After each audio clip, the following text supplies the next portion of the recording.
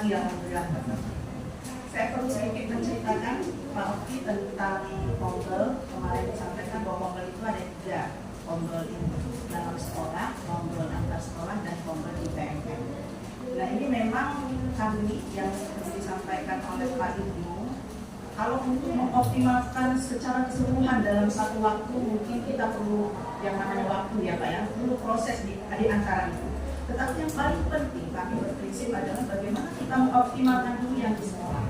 Itu yang paling penting. Karena Pak, kami memaksimalkan di sekolah karena pada awalnya kita di sekolah bergerak itu bagaimana Pombel itu terbentuk adalah untuk memecahkan masalah-masalah yang ada di internal sekolah itu. Seperti itu. Nah dalam perkembangannya kita di SMA Negeri 1 Kalianda ini sudah ada Pak Pombel. Tadi visi kami itu sudah ada sejak kami buat pertama kali adalah bersama belajar dan belajar bersama. Kemudian di Pombel ini kami menerapkan diskusi-diskusi, pertemuan-pertemuan yang kami buat jadwal di hari Jumat, jam terakhir pembelajaran. Itu akan kita bicarakan apa-apa yang menjadi kendala kita di dalam proses pembelajaran. Nah, utamanya tentu berkaitan dengan pada saat apa hasil refleksi kita ketika kita PMO dan lain sebagainya. Nah ini kita sudah tetapkan, kita sudah terangkan, walaupun secara internal ini sudah reguler, ya sudah teratur, sudah banyak pembelajaran yang kita diskusikan bersama-sama. Kemudian di dalam setelah selesai dari sekolah kita mengajak teman-teman banyak.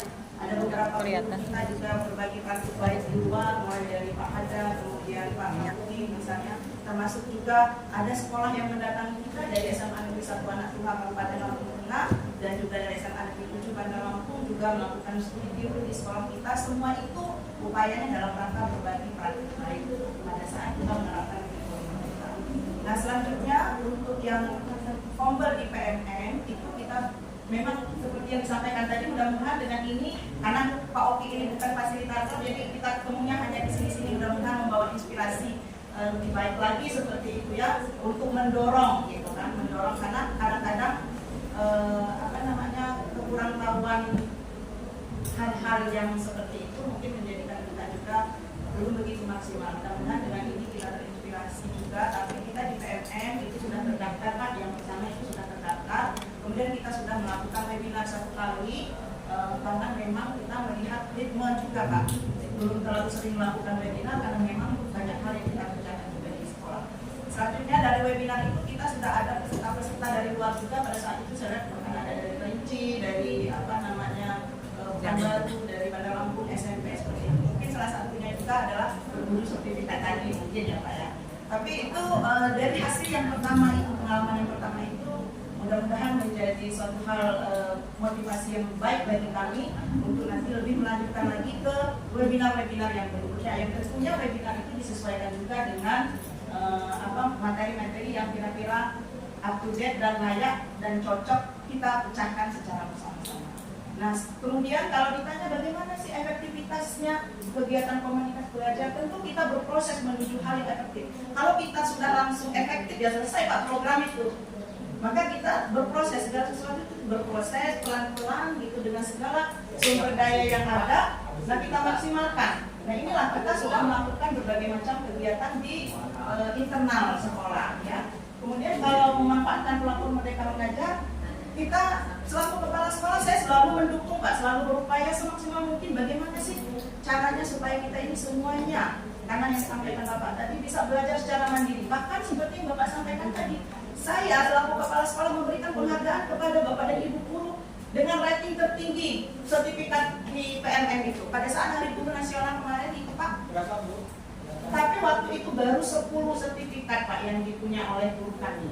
Nah itulah, tapi saya selaku kepala sekolah ya mengapresiasi yang setinggi-tingginya seperti itu. Karena itulah salah satu upaya kita mungkin bagaimana kita meningkatkan motivasi dari Bapak dan Ibu. Ya, kemudian seperti yang disampaikan tadi, hampir mirip juga dengan Pak Zailani bahwa ya alhamdulillah dari efektivitas yang kita lakukan itu, yang nilai rapor kita melejit juga Pak. Alhamdulillah hijau semua dan masuk di peringkat 1 sampai 20% teratas provinsi maupun nasional.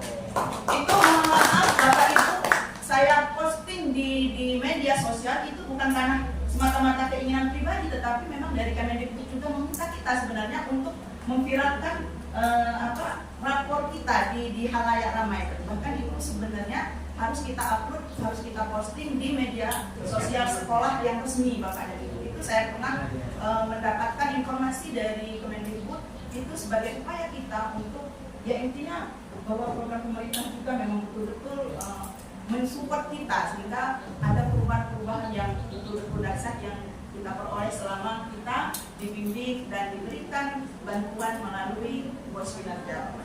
Saya kira itu Pak Oki.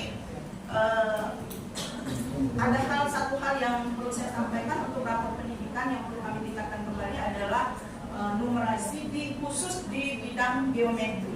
Itu Bapak dan Ibu. Nah ini nanti kami akan bekerja keras lagi untuk mencari kira-kira apa nih kegiatan yang akan kami lakukan untuk menunjang peningkatan numerasi siswa di rapor pendidikan itu terkait dengan khususnya di geometri. Saya kira itu Pak Oki, terima kasih. Assalamualaikum warahmatullahi wabarakatuh. Waalaikumsalam warahmatullahi wabarakatuh. Mari kita beri dari